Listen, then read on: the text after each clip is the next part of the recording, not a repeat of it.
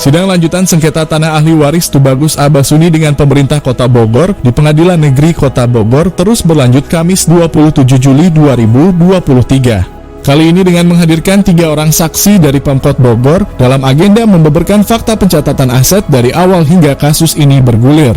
Saksi dihadirkan 3 orang oleh tergugat 1 dan 3 yang dimana salah satunya, yakni mantan lurah, yang menggambarkan situasi pada saat itu terkait pelayanan administrasi dan lain sebagainya.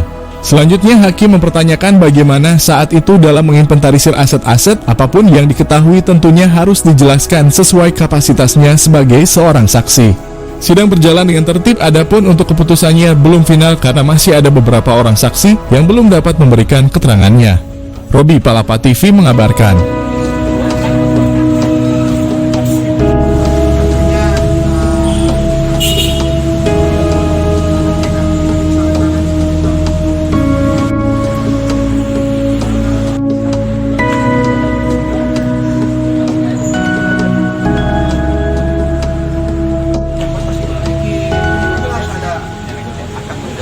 Situasi pada saat itu terkait pelayanan administratif dan sebagainya.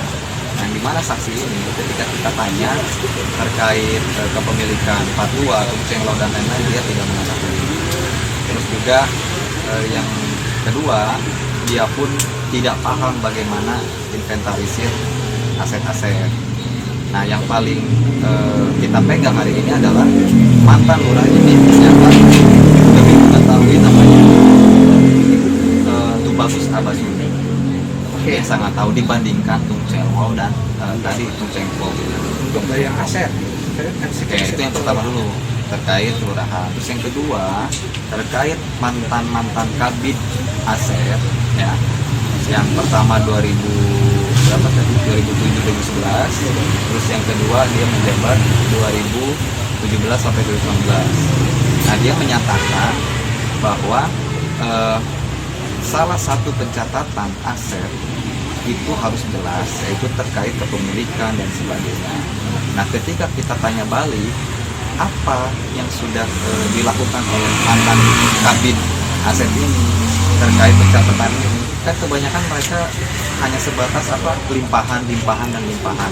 Jadi jawabannya masih absurd atau tidak jelas. Nah, sehingga kami mengasumsikan bahwa kabid ini tidak betul bekerja dengan baik. Padahal kalau berbicara aturan itu sangat complicated. Jadi jangan asal nyatet.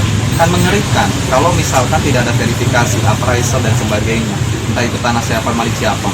Ini kan ngeri. Ya, contohnya ini terbukti dengan adanya kelalaian atau ketidak becusan kerja. Ini tanah milik klien kita juga kan diklaim.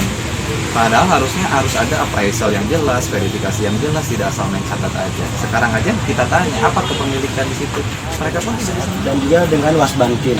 Dan kemudian Madrasah Mambaul Ulum itu akan dijadikan masjid.